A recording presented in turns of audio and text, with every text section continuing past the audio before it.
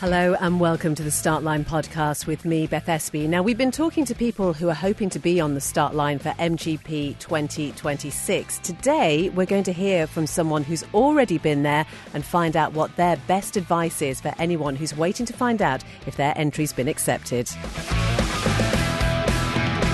So we're going to hear from Victor Ortega now, and this is really interesting, especially for anybody who's from overseas and is planning on hopefully doing the MGP in 2026, because Victor is able to give that perspective of what it's like coming over to the Isle of Man when you live so far away. He's got some great insights and some great advice for anyone who's going to be a newcomer next year, and I started our chat by asking where he's up to race-wise at the moment. Yeah, we have finished the season on the Spanish Championship, which the last race was in Navarra circuit, which also is property of MSV Group, which is an English group with Donington Park and Cadwell Park and all these tracks. So yeah, it was mega. Just we have two grids on the same day, two races, and the last race was really late on the evening, so the coming back home was a bit tough, but we've done it.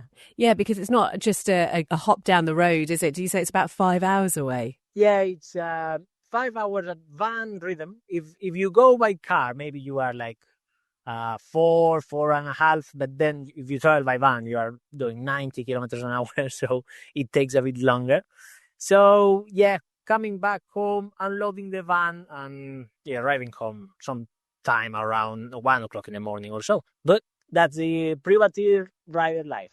It really is, isn't it? And I just wonder, Victor, I know we speak to a lot of people, certainly after some of the big events like MGP are over, and there's a bit of a depression that sets in because you're like, oh, that's it for a season. Do you get that sort of feeling? No, not really. Not really, because, well, I think most of riders we finish one season and we are already thinking on next one. So, for example, we are planning next Sunday, which is 6 days after the last race of the season. We are thinking on first testing day or training day or whatever. So it never ends, to be fair. It's like, even on the Manx, it's in August, but then you finish 1 year and you are, by that minute after, you are thinking about how you need to be doing for next year or whatever. So it never stops, to be fair. And overall then, Victor, how was 2025, would you say? Well, 2025 was mega. Obviously, we came from 2024, which was terrible with the weather and all that. We didn't get any proper laps. And I did on two classes, we got like 4 or 5 laps in total. And then 2025 was brilliant, good weather, nice laps. Dry laps, which is for my Spanish brain is the best conditions, being dry, not damp patches or whatever, just dry and sunny. So we did like 15, 16 laps, which was 4 times more than 2024. So yeah, the speeds were higher. We broke our own records and still learning, obviously. But this was at my 5th time there. It was the first time I've really been on it from the beginning of the event. The brain was on it, and I started to know where I was going properly. So yeah, this was a big step forward, to be fair. Oh, that's great to hear. And the reason we're talking to you, Victor, is because over the course of the past few weeks, we've spoken to a couple of, I think we've decided you're called overseas competitors. So people from Europe in particular, I know there can be further afield as well, who want to do the Manx Grand Prix. And I think it's just really interesting, just understanding from your point of view, what the challenges are, I suppose, first of all, with that. Because, I mean, you talk about going to the final race meeting that you've just been to at the weekend and how long it took to get there. I imagine a trip to the old sunny Isle of Man takes that a little bit longer. On the beginning, yes, because you don't really know how to connect or what to do really. But then, for example, on my case, my team, KS Performance, is based on Nottingham, on that area of England. So I just get a plane from Alicante Airport to East Midlands. Kev comes to collect me at the airport, and then we cross England until to Haysham. So it's a bit longer than it is normally to race here in Spain, obviously, but it's not a really hard travel or whatever. I enjoy it, to be fair. Obviously, when you are going to the Isle of Man, you enjoy more than coming back because you are more excited. But Yeah, it's not that long. It's a couple of hours plane and then 4 hours traveling with the van and then obviously the ferry, but it's good. And obviously, I mean, your English is amazing, but obviously there is still a Thank little you. bit, well, it is a little bit better than my Spanish, but only just. I mean, I'm sure we can, yeah, anyway. But obviously that language barrier, I just wonder from your point of view, what that has been like when it's come to things like learning the course. You know, you talk about watching onboards and whatever, but if somebody's talking very, very quickly and going round and whatever, have you ever found any sort of challenges with that? Yes, obviously, I try to improve my English every time I can. I even, for example, I listen to Manx radio many times. By the time I'm driving to from work to home or whatever, I try to improve my English every time I can. But obviously, if native people like you in a conversation with other people to start uh, speaking your normal English at your normal speed, I normally struggle a bit, um, and obviously it was even worse at the first years. But the English has been into my life from my childhood because my parents put me in English classes. So I was a nightmare as a student, but I was brilliant at English. So, and then I have met English or British people. They have been around me all my life, friends or friends of my parents or whatever. So I've been always practicing and speaking, and I'm not really a shy guy, as you know. So that's another point to improve faster. If you are shy, you get more trouble. But obviously, the language, for example, I think is a bit of a nightmare if you don't understand rules by the time you are reading the rules for entering the Manx or what to do in the machines, all that really important information. You have to get it clear. So yeah, that's a penickety thing with the language. And then obviously all the things you have to pay attention, like the briefings and all the security things or knowledge you need about what to do in case of accident or what to do when a marshal tells you what to do and you have to follow that information. So yeah, obviously the language is a very important part of the thing. I tell you, anybody who can throw the word pernickety into a conversation is obviously not very, very good English. Actually, just before we sort of move on to anything else, Victor, just remind us what it was about the MGP and when that sort of came into your mind as something that you wanted to do. Well, I've been following the Isle of Man races from my not maybe the childhood like 5 6 years old, but yes, from my what's that, between 13 up is teenager. So I've been following it from that age, 12 13 years old.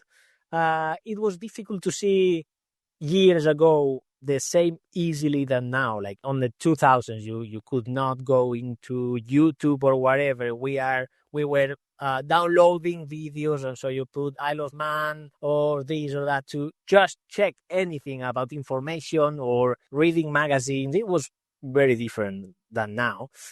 So I started there my passion because it was very little world in Spain and very few people following it and not really big thing like MotoGP or Superbikes or whatever. So it put my attention there. And then I was just thinking on visit the Isle of Man and seeing the racing once. And because I am a racing mechanic, I was in the same circuit on some test days with my rider at that time. And Kev Spur, my main man in the Isle of Man, KS Performance, was testing with Nuno Caetano in Valencia. So I met Nuno, I introduced myself, and I told Kev I wanted to go to the Isle of Man. And he let me the first chance of putting a foot in the Isle of Man, which was working for him. And that was mega. That was 2014 TT.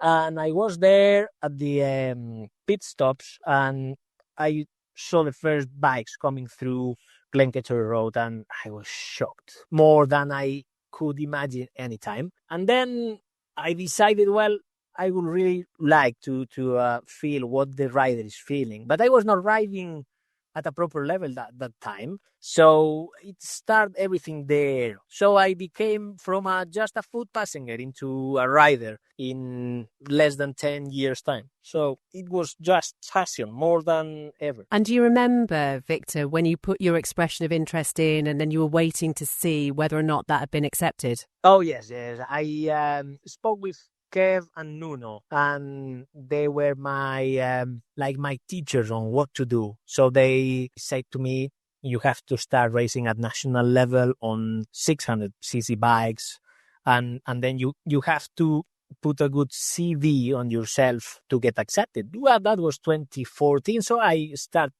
straight away. I found a cheap 600cc bike, started racing. I think the word, we cannot say that in the radio, but I was proper a bad rider because I cannot really know how to race on big bikes. I was always on 80cc little bikes and all that, so I hadn't experience on the 600. But again, my passion was maybe bigger than my ability, so I start learning how to race a bike faster than it should be. And then I get all the CV, all the experience through 3-4 years. So we arrived until 2018 Manx. On the entries, I put the information in, they asked for the CV and they say me no. And then I kept going and kept putting more racing into my CV, and we got back. Oh, yes, on the 2019 entry. So I got accepted. That was the thing. And so when they said no that first time, Victor, because the reality is that is going to happen for some people this year. Yes. Do you think now that was the right decision?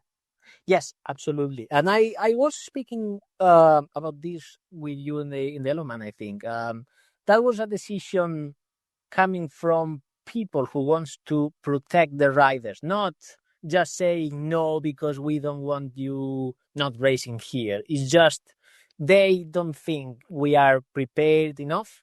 So they just ask us to make it a bit more putting more racing under your belt and just more experience, more miles onto your brain, just trying to make it safer.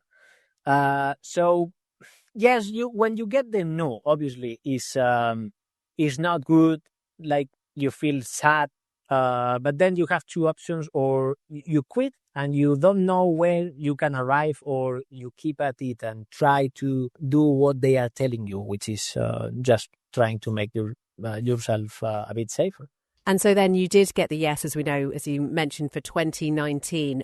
There are lots of newcomer events that you can come over to, and obviously trying to get laps in the car around the Isle of Man. Obviously a lot more difficult for you when you're coming from so far away. It's a bit more difficult that if you are from England or Ireland or whatever, but it's not, at that point, you have all this passion. So it's not a matter where are you coming from. You just go and stay there and enjoy every minute of the experience. And then you enjoy that because you are sitting on a car with riders, you're listening to all that experience, and you just can dream about getting on the bike and going around the Isle of Man. It's a bit more difficult being obviously far away from the Isle of Man, but the passion can connect that kilometers on a fast way.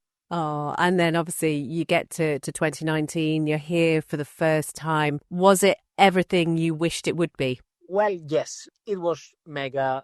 I had all this, well, it was a bit of mixed emotions because you have all the information in your brain. So you think by the time you jump on the bike, you will know where you're going. And then you realize that no, I was absolutely lost. Even on the lap following Tony Duncan, I was absolutely lost on where am I? Because my brain recorded all the onboard laps with the laptops, or the car laps on the Newcomers weekend, or even another weekend I was there doing laps with a friend. But then you are driving at 30 miles per hour. You can't really notice the booms or the line of the road because you are doing on the line with the car, so you are not using all the tarmac. And then obviously you get in the bike and you go through bottom of Bray Hill 4 or 5 times faster than you get in the car.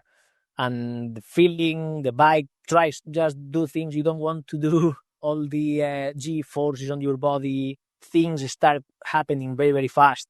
And your eyes want to see everything, and you don't really put the attention on what are you doing. So it's very difficult. First laps were very difficult. You get even disappointed, like I've not done the homework properly. But then you relax and just try to enjoy. Obviously, you get from the slower laps, trying bit by bit and getting yourself safe and putting experience, knowing where you're going and not rushing. It takes years. If you are a very good rider, very talented rider, maybe take you a few less years, but it's going to take you years, even if you are top guy.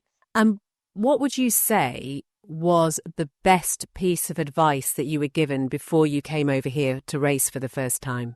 Well, all the people around me say just enjoy it. Don't try to push. You are not gonna be the new Joy Dunlop. You are not going to be breaking records or whatever. Just come and enjoy, and it will come where you will come. But you cannot force speed or your talent or whatever for doing the Isle of Man. You can push yourself as much as you want on a short circuit.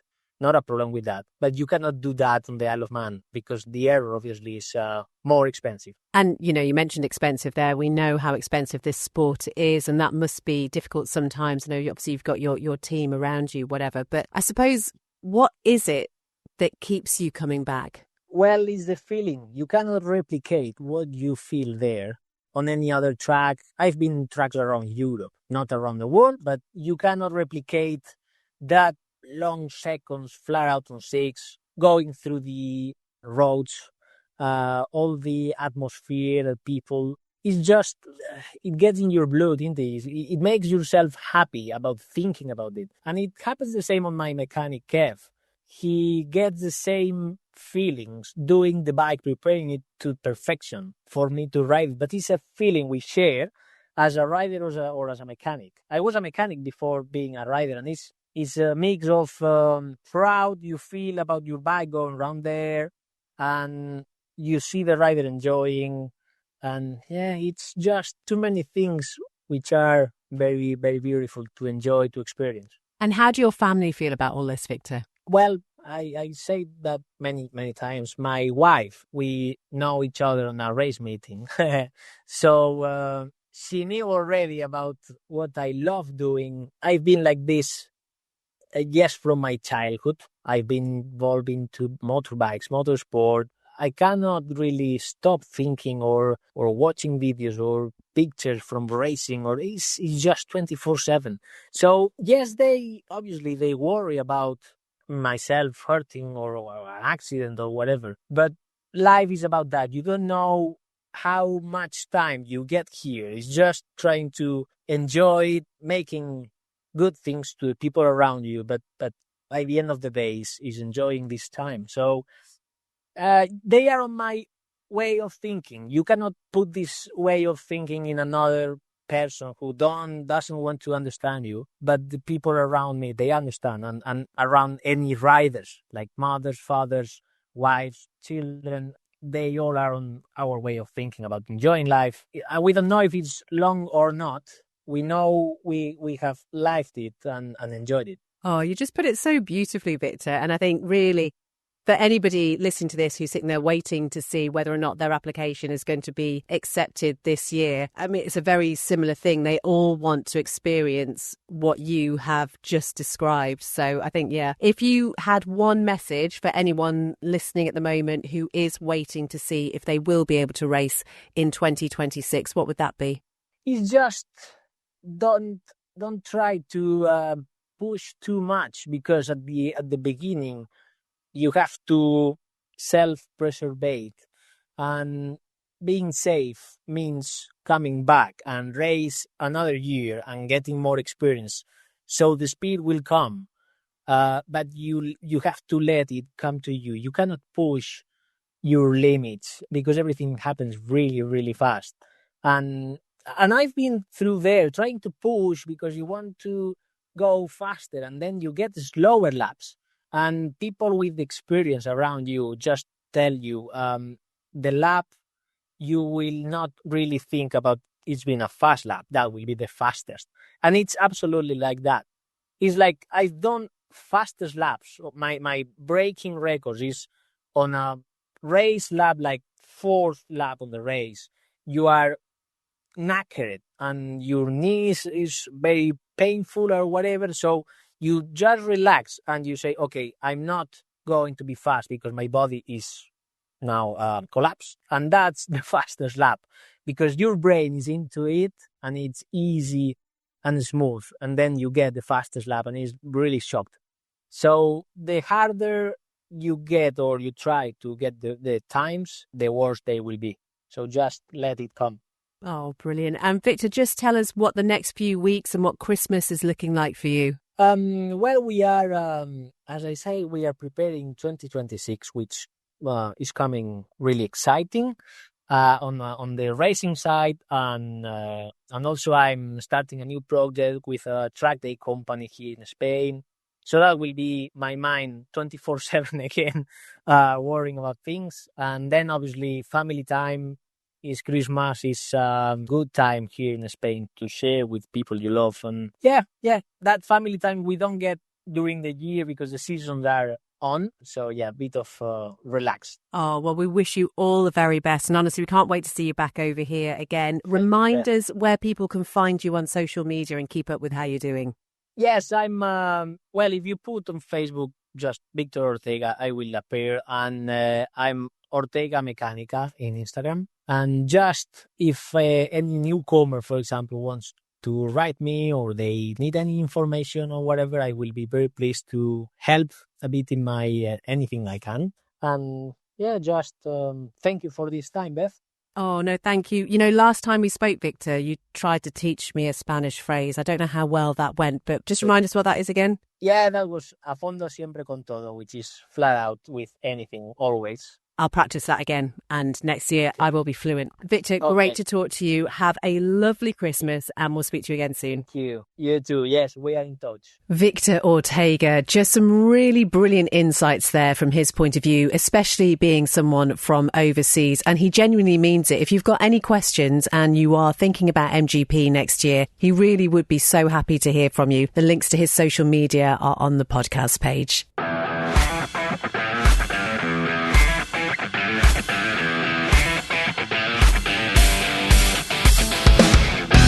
Thank you very much indeed for listening to this episode of Startline. Do take some time to find the riders on social media. Your support is very much appreciated. And if you'd like to get in touch with me and be part of the podcast in the future, you can email beth@startline.im. Until next time, take care. Bye-bye.